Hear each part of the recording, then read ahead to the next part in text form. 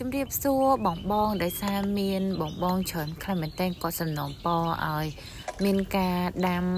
ចងភ្ជាប់នឹងគល់ឈើចឹងថ្ងៃនេះដែរខ្ញុំនឹងមកបង្ហាញពីការដាំកេសរគោក្រអូបពេលយប់ហ្នឹងមកចងនឹង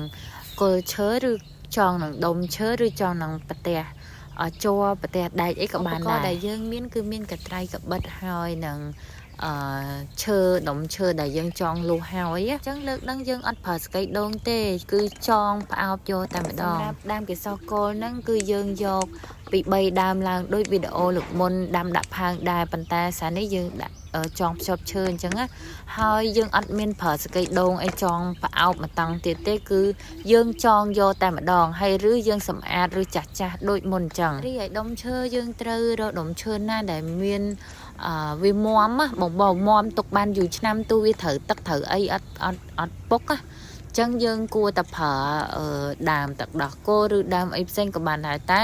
បើសិនជាអស់ដើមស្វាយវិញវាឆាប់ពុកត្រឹមតែមួយឆ្នាំអីវាពុកហើយចឹងឈើយើងត្រូវរើសឈើណាមាំល្អខ្លះមែនតើហើយវាអត់មានជាតិជ័រដើម្បីធ្វើឲ្យរំខានកេសរគោរបស់យើងហើយការចងនោះដែរគឺយើងត្រូវចងឲ្យបានមាំល្អខ្លះមែនតើធ្វើមិនថាកុំឲ្យខ្យល់អង្គើមិនវាលាស់ជ្រូកផ្កាយើងត្រូវចងឲ្យមាំជាប់បើទៅបានផ្កាហ្នឹងវាឆាប់ចាក់ឬអាចប្រើលួសសម្រាប់ចងផ្កាលួសហ្នឹងវារៀងតុនជាងលួសយើងចងឲ្យវ៉ាន់ណាហើយចងធ្វើមិនកុំឲ្យប៉ះកពកកូនវាថ្មីហ្នឹងចងធ្វើមិន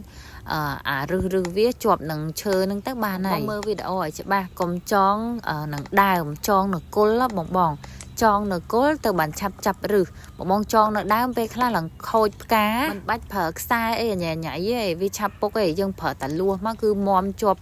បាននៅ4-5ឆ្នាំអីក៏វាអត់ទៅណាដែរលួសយើងប្រើតែសរសៃទៅយើងចងមកគឺមាំជាប់តែម្ដងនេះបងបើសិនយើងប្រើជាប្រទេសជ័រអញ្ចេះក៏បានដែរវានិយាយទៅវាអត់ពុកសោះហ្មងណា4-10ឆ្នាំអីក៏វាអត់ពុកដែរប៉ុន្តែខ្ញុំអត់ណែនាំឲ្យប្រើប្រទេសជ័រហ្នឹងឯងវាខូចបរិស្ថានរបស់យើងប្រើតែប្រទេសឈើវាល្អបំផុតហ្មងសម្រាប់ការដាំផ្កាគ្រាន់តែខ្ញុំចង់បញ្ជាក់ថាយើងចងនឹងប្រទេសជ័រហ្នឹងក៏វារស់ដែរមិនវាអត់រស់ទេហើយមិនមែនគ្រប់ផ្កាកេសរគោលទាំងអស់អាចចងភ្ជាប់ឈើបានទេណាបងពូជខ្លះក៏ចងអត់បានដែរតែពូជ Lady Night នេះគឺចងបានការថែទាំរវាង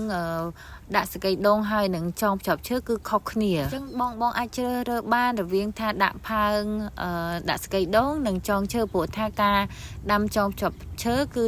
យើងត្រូវថែទាំជាងគឺត្រូវស្រោចទឹកមើលថាឲ្យបានដិតដល់ព្រោះថា